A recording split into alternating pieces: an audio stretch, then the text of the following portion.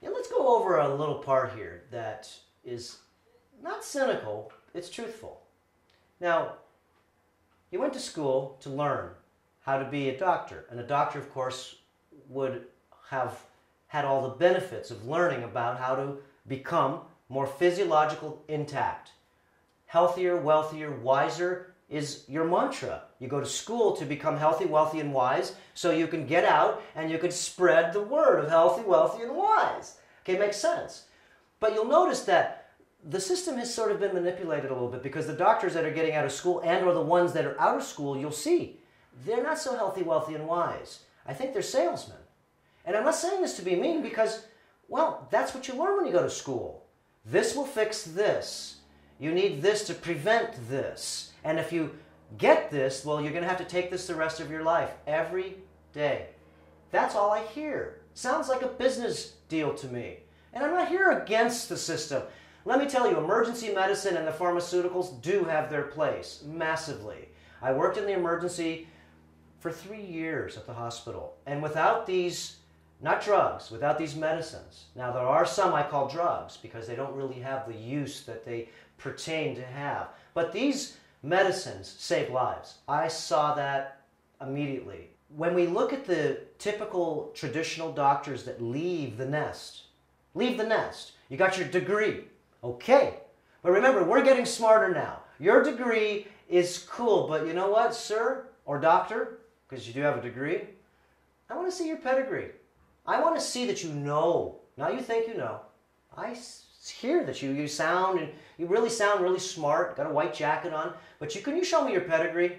Because I will know then that you know how to somewhat take care of yourselves, because that's why I'm coming to see you, for the healthy wisdom that you've attained going to school. And especially when you have these degrees on the walls that you share with everybody how wise you are. We'll be able to see how wise you are by the costume that you have. And if you do have a costume that's toxic, we'll see how wise you are by the transformation that will happen with you the same in 6 months. The best part is that once you find out that anybody can transform massively in 6 months, and what do I have to do? How about what don't you have to do? What don't you have to do is do what you were doing previously, which is a lot of work. What you'll most likely start to do is over the first 2 months is you'll start exchanging as many things as you feel that you can exchange, that you can afford. And of course that makes sense to you at this time, because some of the things that other people have exchanged in their lives may not be the right time for you. But there may be many things, as we all do. We all start out at one level. We start out and we can see, I can change my shower and get a shower chlorinator. I can change my oils that I know aren't good for me to wholesome, full nutrition, essential oils that are necessary for my body to have regeneration. Without 10 pounds, remember, getting back to regeneration, it takes 10 pounds of pure fat just to regenerate your liver. So that's only in 2 months. You need 10 pounds of pure fat to regenerate your liver. That's not counting the rest of your organs. So what kind of fat are you going to eat to aid in 2 months the 10 pounds of fat necessary for your regeneration of the liver to take place? Now, we all have heard that fats are bad for you. That's why this is a lifestyle transition, and it is true. Certain fats are not bad for you. They're terrible for you. A lot of the fats that they talk about, trans fatty acid fats, we don't carry any of that. Well, you'd say, what's trans fatty acid? It's like plastic. And so when you eat these oils, especially when you heat them up, they clog you up. And you can see one of the reasons being why we talk about the doctor, how much do you know? Show me your pedigree. It's just for you to be able to see that the world, even the ones that are smart, even the ones that go to school, they don't know either. So don't feel bad when you have 50 pounds of excess body fat on you, because it's not body fat, it's actually toxicity. Don't feel bad when you have symptoms of dis-ease that you would go see a doctor to, because let me tell you, you can see the doctor's not doing well either. And when you go to the hospital, you'll see that the ones that work at the hospital, you would think that would be in better shape than the ones working at Costco. Okay? Look around at the people and look and see this is the health field. So if this is the health field, you would think that these people in the health field would be following some form of paradigm in health. But as you can see, that side of the fence doesn't look too healthy, and they do call themselves the professionals of health. So most people at this time, they're looking for alternative ways, alternative lifestyles. Why? Because the traditional standard American diet has not come through. It's snapped the spine, as you can say, of the whole United States. 80% of the United States eats this diet, the standard American diet, the SAD diet. And that, of course, is the processed foods. It's the dehydration of the body because you drink, let's say, sodas all day. You're drinking teas all day. And you have, well, things that really don't hydrate you all day. You're drinking tea, coffee, beverages that are a high level pH, as we were talking about before. Sugars are a big problem. Most sugars that we see are a pH of 1. And that's one of the biggest problems that in the lifestyle makeover. You're going to change your acid lifestyle to an alkaline lifestyle. What's the alkaline lifestyle challenge? Well, in 6 months, if you follow it, you will have the alkaline lifestyle transformation.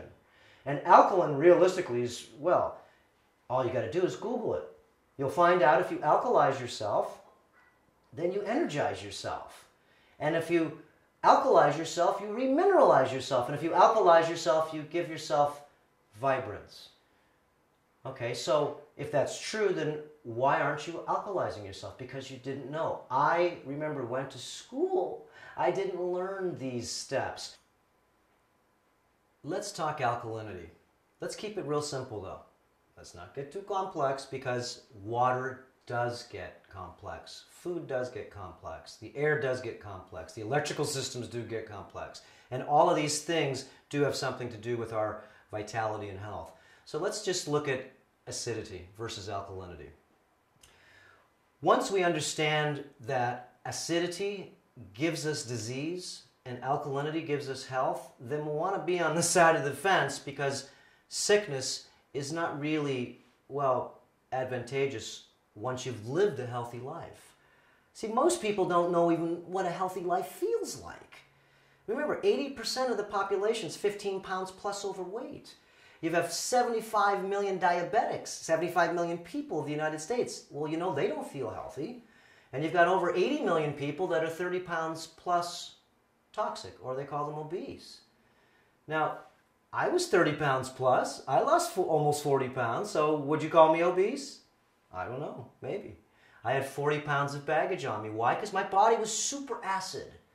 I was eating like 1.5 pounds of meat a day. Why? Because I thought it was good for me, because I was into making muscles and exercising and athletics, and that's the generalization, really, is to eat protein, and that'll rehabilitate you or keep you strong, and or maybe increase your athletic ability. So my accumulation of acid was massive, massive. I then went ahead and actually figured out by watching all these other statistics and all these other people that found that going vegetarian is healthier than actually eating meat.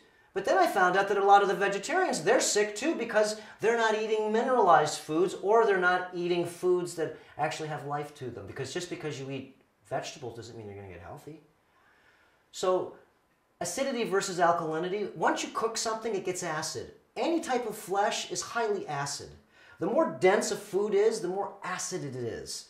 So when you look and see about density of foods, if you want to become alkaline, then you want to eat foods that are less dense. And if you want to get, well, more acid, then you would eat foods that would be more dense. So this is really simple the way it works. Sickness has to do with the foods that you eat, and the foods that you eat in sickness all have to do with acidity. And then the other side of the fence is that you've got alkalinity, and we know that that side of the fence, like we said, is health. So it's up to you to pick and choose.